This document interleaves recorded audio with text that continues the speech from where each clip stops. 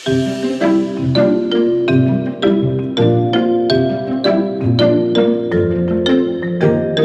welcome to Transform Gov, the Digital Government Podcast, and I'm your host, Maeve Neefsey. So in each episode, we explore the innovations and the challenges, obviously, of public service transformation digitally. And we look at the success stories of those who've gone before, and we learn from their experiences. And obviously, we find out what's going to be coming down the track. So Transform Gov is part of the Ireland eGovernment Awards, and it's brought to you in association with Accenture. So today we're joined by someone I wanted to interview for some time now. So we're thrilled to have in the studio John Barron, who is Assistant Secretary and CIO with the Revenue Commissioners. So the Revenue Commissioners, as you all will know, are trailblazers from the outset and continually push the use of technology to improve service delivery and customer experience and, of course, efficiencies. But John, did you start your career in revenue? Not quite. Not quite? No. Give us some details. I started my career actually way back when in Dublin Corporation.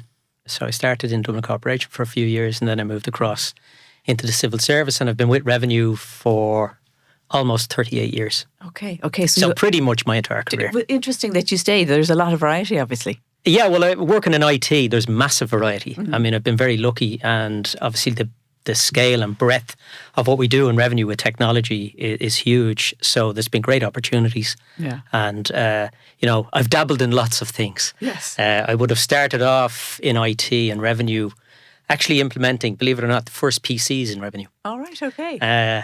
So that was back in the late 80s, mid to late 80s, working on the first local area networks, implementing the first system of email in revenue.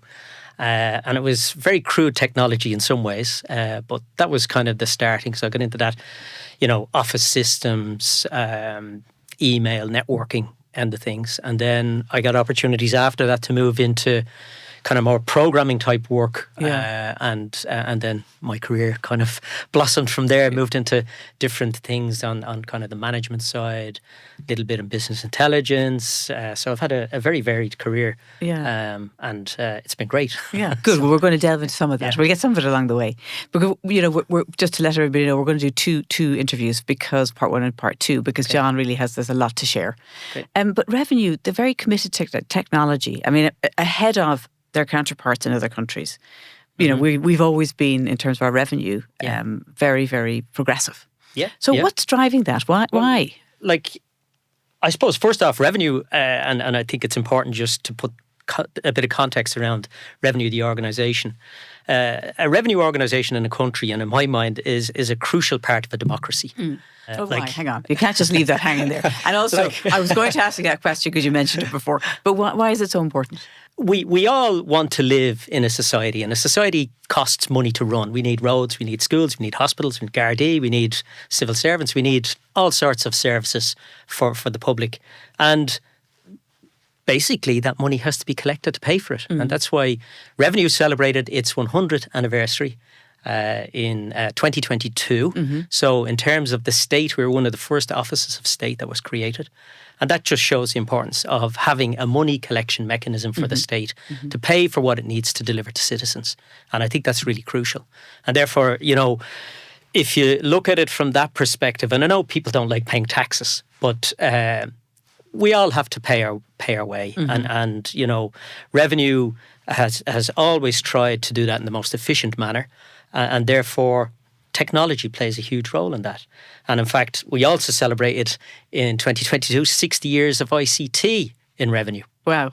So we got our first mainframe computer back in 1962. Okay. So, it's been a really important part of revenue. And, we talk about people, process, technology. If you imagine the process is kind of the legal structure, because we're everything we do in tax has a legal basis. The people are our core asset. That's the thing I want to get back to. Is that you're before we leave that thing? Yeah. What is it about Ireland that meant that the people who worked in revenue are very committed to technology? I think we've a very committed workforce, very skilled workforce, and we take great pride in what we do. And working in revenue, I think, has been, in many ways a privilege because it's such an important part of the country. In terms of the technology, And why is it so important? Because we couldn't do the job without technology. And increasingly... Or as good as you do it. As good as we do it. Yeah. And increasingly, we're relying on technology more and more and more. Yeah. I think... Do you think people should understand? Do you think we should have more education for our children around why we pay tax? I mean... Yes. And in fact, we actually rolled out a scheme for... transition year students. Okay. That's available for teachers, and I encourage any teachers listening to go and have a look at it. And they can use that TY scheme to teach kids all about tax, different types of taxes, what it's used for, so that, to embed in them that it's, dare I call it, a necessary evil. I think it's a necessary good. Yeah. It's a necessary good. And I think, in fairness, Ireland, in terms of its tax administration, it's a really important part of the economy for foreign direct investment, 12% corporation tax rate. Yes. It's a huge part of what the offering of Ireland is, as well as a very skilled workforce. So in terms of, having a revenue that can fit in there, that's really important to Ireland Inc. And it's really important, obviously, that technology enables that as best it can and to keep the efficiencies there. Okay, well, I want to talk to you about Ireland Inc. now in a second. But before I do that, I'm going to have a very short pause just to say thank you to our partners, Accenture. So don't go anywhere. We have lots more to come. Through the power of cloud, data and AI, Accenture is helping the public sector by blending human ingenuity, technology and a delivery-focused culture to turn their ambitions into action. Be ready for any challenge by adopting a continuous reinvention mindset to deliver human-centric services that adapt and grow with your needs. Contact the team at Accenture to find out more. Self-assessment, for example, was introduced in 1994. Correct. So how does that impact on revenue? I mean, a massive change. It was a massive change. And I suppose we moved from a position or to a position where we said, well, actually, it's a self-assessment system. We trust the taxpayer. Yeah. Different psychology, though, isn't it? It's different psychology, yeah. And that on the basis that if we make it as easy as possible for people to comply, by and large, they will comply. And we can then focus our resources on the people who maybe don't really want to comply. Okay. And in fairness, that's a minority, and hopefully it's an increasing minority. I think over the years, the self-assessment system has worked very well for us. It also directly, I suppose, fed in at a technology level to our introduction of ROS, the Revenue Online Service, which is 25 years old this year. Okay, there's 25 years ago. Birthdays being celebrated here. Okay. 25 years ago, ROS went live. It was a first in terms of tax administrations. It was one of the first online tax administration systems worldwide. It took a while to get going, and because the internet was still in its infancy now, it's hard to look back and imagine that people were still using dial-up modems. But that was the situation. And do you think efficiency of technology drive compliance? It certainly helps. And I think, there are lots of things that drive compliance. Ease of compliance is definitely one. And we have an obligation as a tax administration to minimise compliance costs. Like, a business is in business to make money and run its business. And fine, they have to pay taxes, but we need to make that as painless and as cheap, if you like, as possible. So they don't have to spend lots of time, effort and money in meeting their obligations. And that's what we're striving to do with technology, that if we can make it easy, it's going to help the compliance yield. And I suppose the big example of that, which is very much in the digital transformation space, would be the PAYE modernisation agenda that we delivered in 2019 now, where we moved PAYE directly into payroll software, working with the Payroll Software Developers Association. Perfect integration between the two. Yeah. So every company has to run payroll, and as part of payroll, actually they're meeting their obligations with us. So we have real-time connections between payroll software and our systems. And we get... about 25,000 payroll files a day. Wow, a day. Okay. Yeah. Hundreds of millions of payroll slips every year. Yeah. So we have a real-time view of the PAYE sector. So if we take a little step back, because you mentioned how long Revenue's been in operation, and you've been using technology probably for 60 years. So, but what do you think were the biggest advances, in particular for the past 15 years, in terms of digitising or automating or what you're doing and allowing kind of self-service through online? In the past 15 years, I think that's a very small window. I think what it's doing is it's what we've implemented over the last 15 years has largely been built upon existing really good foundations that we put in place through the 80s and into the 90s.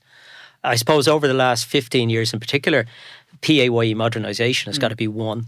Another big one, and we're the Tax and Customs Administration. Yes, people forget that, another big one has been Brexit. Of course, yeah. And obviously, customs is what they call an EU competency. So we're operating customs on behalf of the EU or as part of our EU obligations. There's been a lot of change coming in from Brussels on the customs side to harmonise trade flows around the community. But I suppose Brexit was a big kind of upset. Yeah. And as was COVID, but we'll touch on that. As was COVID, and Brexit unfortunately happened right in the middle of COVID. Exactly. And you know, we are now in a position, and we're just finished. Obviously, 2024 was quite a busy year for us.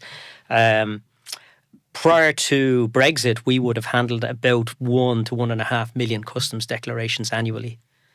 We're now handling, and just coming up to the Christmas period, in excess of 300,000 a day. Wow. And for some of the peak days before Christmas, we hit over 500,000 a day.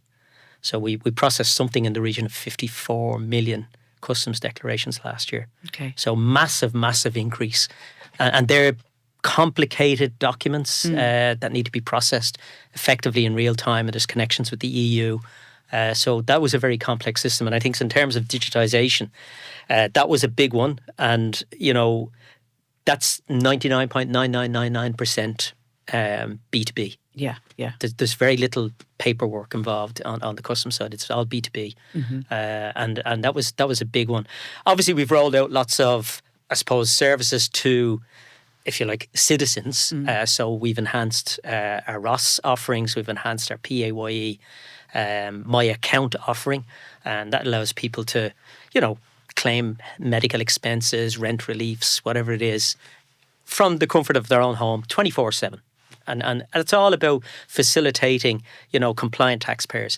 And I suppose on the other side then, we've implemented lots of technologies using the data we have, doing, you know, fairly complex in some ways, data matching and various algorithms to try and hone in on the bad guys. Okay. So that's, I know we spoke, I'm going to skip to this because I always found it fascinating. When we spoke just preparing for this interview, one of the things you were saying, I was getting excited as I would about data and analysis of data and da, da, da, da. Yeah. And then you said, well, actually, remember, we're only looking at data for people who are compliant. Correct. What about the people who are not compliant? And how do you then look for anomalies within that? So I suppose there are various mechanisms. There's lots of data exchanges now from third parties. Okay. So obviously we get data from the likes of banks, the PRTB, the landlord people. We get data from the EU, from other member states. Maybe people have investments abroad or holiday homes abroad or those sort of things. We get data in from likes of Airbnb. There's lots of third-party data exchanges. Our data is biased because it is focused on people who have paid taxes and that we know about. But even within that, there's a level of checking needs to go on because sometimes people maybe aren't telling us everything. And we can use that data that we already have about them and join it up with other data and say, oh, by the way, we see you've got Airbnb income or something. That's not declared. So we do that level of joining up of data, and that's an important part of our role as well. Like revenue operates on the two pillars of, facilitating compliance and dealing strongly with non-compliance. Okay. And they're the two pillars. And everything that we do on the IT side is to support that. And I presume that fits in. I'm not going to go into this now because we're going to have to take a little short break, but let's talk about the single view of the customer. So before we continue our conversation, we're going to hear just from our partner Accenture, who helped make Transform Gov possible. So stay with us, folks. Through the power of cloud, data and AI, Accenture is helping the public sector by blending human ingenuity, technology and a delivery-focused culture to turn their ambitions into action.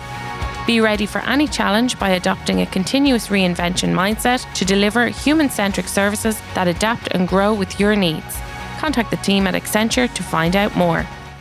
Okay, so we're back. And what I was asking John about single view of the customer. Yeah, I was lucky enough to work on this project, and that formally kicked off around 1992. And what drove the introduction of the We had project? undertaken kind of a major review of our data, and we called it the data study. Bland name. We called it the data study. That was back in '89. I would have had a very minor support role at the time, but 1992 we kicked off a program of work on foot of that data study. Called CONTAX, which doesn't stand for Con the Taxpayer. It stands for Consolidated Tax Pay. I never would have thought it did. Thanks for that. So it's consolidated tax. And basically one of the outputs from the data study was that we needed to have a view of taxpayers across all of their taxes. So we came from a mainframe environment where basically we built a VAT system and it was sitting there, and we had a PAYE system, we had an income tax system, we had a whatever other system, and they were all siloed. But typically people are registered for more than one tax, and certainly businesses are registered for more than one tax. So certainly have VAT, they'll probably have employers, PAYE, and income tax, corporation tax. So we had a silly situation where we could actually owe people VAT repayments, but they owed us income tax, and we were obliged to pay them their VAT. And so there were things like that.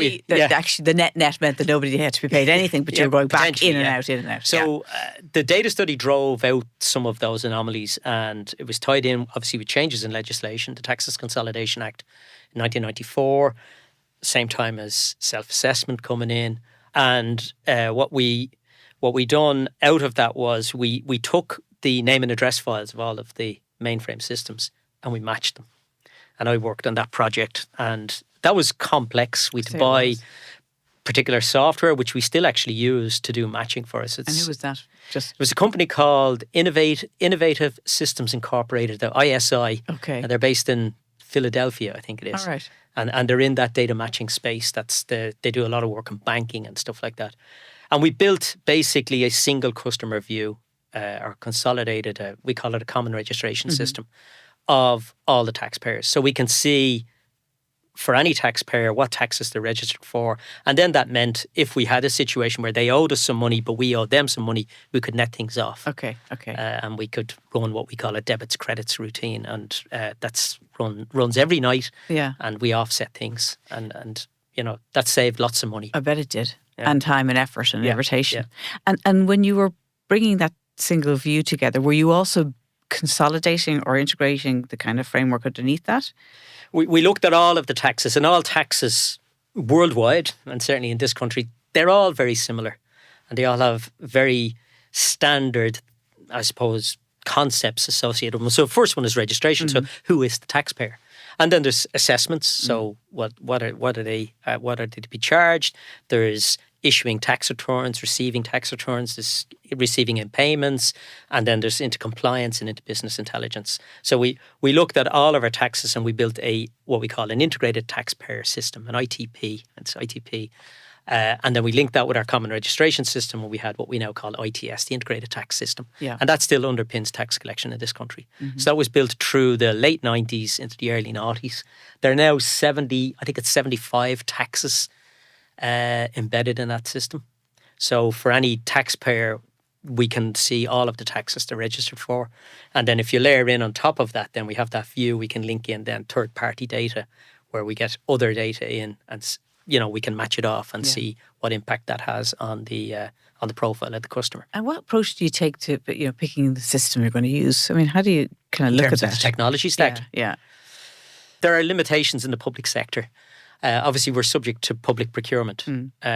But we have to, at some point, you have to step back and look at, from a technical stack perspective, what meets our operational needs best. So, is it technology A or technology B? Like in the it was actually the late 90s, we decided that we would be a Java house. Okay. Obviously, a relational database, back end. Obviously, that has changed over time, but we kind of made those decisions at the time. And then we went to tender. And we went to tender for an RDBMS. We went to tender for, Java we didn't need to go to tender for, but the tooling around it we would go to tender for. Okay. We still had a lot of COBOL. We still have a lot of COBOL. Yeah. And obviously, we went to tender for a a COBOL compiler and engine to run, which we're still using, because we moved from mainframes to initially Unix. It was the Sun operating system we used initially, and then we've in the recent years now we've moved across to Linux. And you had open systems. You decided to go towards an open system. Yeah, that was kind of a part of our IT strategy, that we wanted to have kind of open standards. It helps as well when you're buying in tooling, because you have more choice. It also helps in terms of if you're buying in external resources to help, because you can say these are the technology stacks we use, and if they're industry standard things, you'll tend to get better choice, and then you can push for better value, because ultimately that's important too. We don't have empty bottomless pockets. We definitely have a bottom in our pockets. In terms of buying things. But the public procurement, and that's, if you look at public procurement now, it's very necessary. It's very important, but it does slow things down.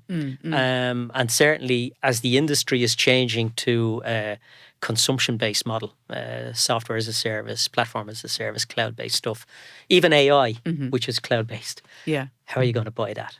And there are procurement technical problems that have to be addressed. That they don't reflect the way things and they sometimes get in the way maybe of the technical procurement problems that you want to solve, the ICT technical problems.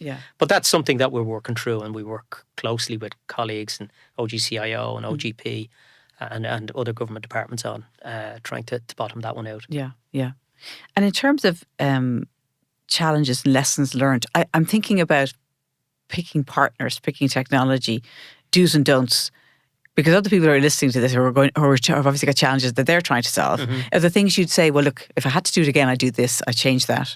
There's always technology choices that you'll make, and you kind of say, I wish we hadn't done that. The one that comes to mind is JSF. We did use JSF for a short time, but I don't know JSF, so you got, sorry, I'm ignorant. It was some flavour of Java server, or I can't even remember what it stands for. But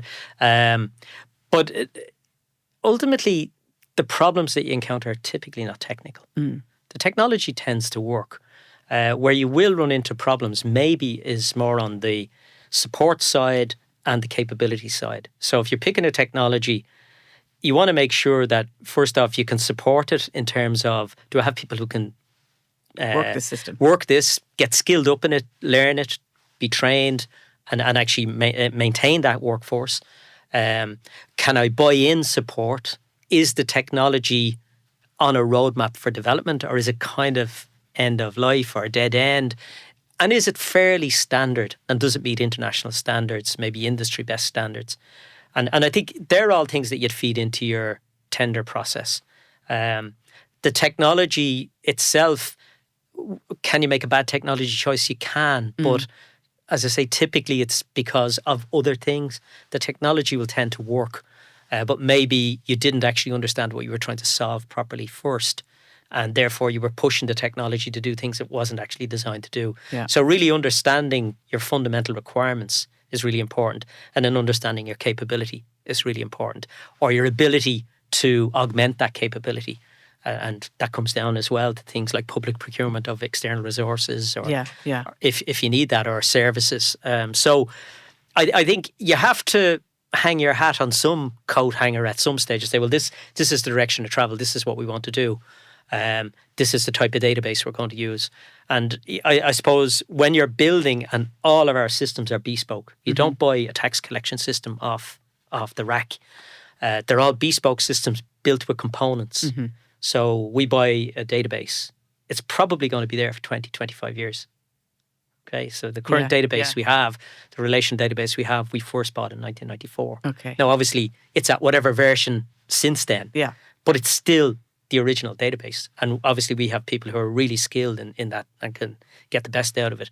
And similarly for other tooling, because then you're using that as a component to build a house. And I'd liken it to building a house. And occasionally you might have to change the windows. Fine. As long as not the foundations. As long as it's not the foundations. Or we might need to put an extension on, and we'll maybe make that a different style brick or something. But, it has to integrate. And giving yourself the best opportunity to integrate technologies is a key part as well. And I suppose, when you think about these kinds of projects, which they're not projects, they're a whole way of life, right? They're ongoing all the time. Well, they're big projects. They're big projects. Yeah. One side is, technology, but the other side is kind of people management, resources. You've got so many projects going on. How do you structure the teams that people are focused, but at the same time you have an overview how things are going? Because that would be useful to people to understand that. Yeah, well, I'm very lucky in that I have a big team and I have a great management team working with me. Each of the managers there at principal officer level would have responsibility for a particular part of our business. So, for example, our customs or our PAYE, our income tax and corporation tax systems, our internal case management systems. So each of them would have responsibility, and the teams are divided out, obviously, amongst them. And then they are augmented with external resources. And we have relationships with a number of big systems integrators. We've just actually finished the tender, and they work very closely with us. Yeah, and that's important because they you work with. Your sponsor is one. That's amazing. Accenture, Deloitte, version 1, Capgemini, Ernst & Young. So they're the big ones that we have at the moment. And so these teams, I'm just imagining that you say, there's a focus of a team. There's probably a mix of different skills on the team to deliver the project, and then. Are they sharing knowledge between each other? Can you facilitate that as well? So we learned this on that, try that. Yeah, I need help with this. We have a very, very strong PMO, and that's crucial as well to managing the projects. Okay. Really strict governance around the projects, go through formal processes, business cases, PIDs, budget sanction, all that sort of stuff. And a whole area of lessons learned, post-implementation reviews, feeding that back into, we have what we call the revenue delivery method. And that feeds back into, this is how we do our projects. So lessons learned are constantly being fed back in. Yeah. And there are lots of lessons to be learned all of the time because technology changes and, things get upgraded and things break and they have to be fixed, and you have to get the learnings from that and feed that back across the teams. So there's great collegiality across the teams. Obviously, working from home changes the dynamic somewhat, but we've managed and we are going to manage that. It's working well. Look, I know that policy changes, right? So the government makes a new policy and you have to respond to that. So that's a whole other area that we're going to talk about. But I know that there's enough now for part one. I think we should just probably take a natural pause here. Okay. And let's get into some of that, because I know you've got strong views about working very closely with policymakers to make sure, the policy, to make sure that you can deliver what they need you to deliver. So thank you very much, John, for part one. We're coming back for more. This has really been brilliant. And before we sign off, I just got to thank the team here. So producer Conal Moran, our studio manager Peter Rice, video editor Neil Horner, studio sound engineer and videographer Lee Brennan. And finally, thank you to South Dublin Podcast Studios. We'll talk to you soon for part 2.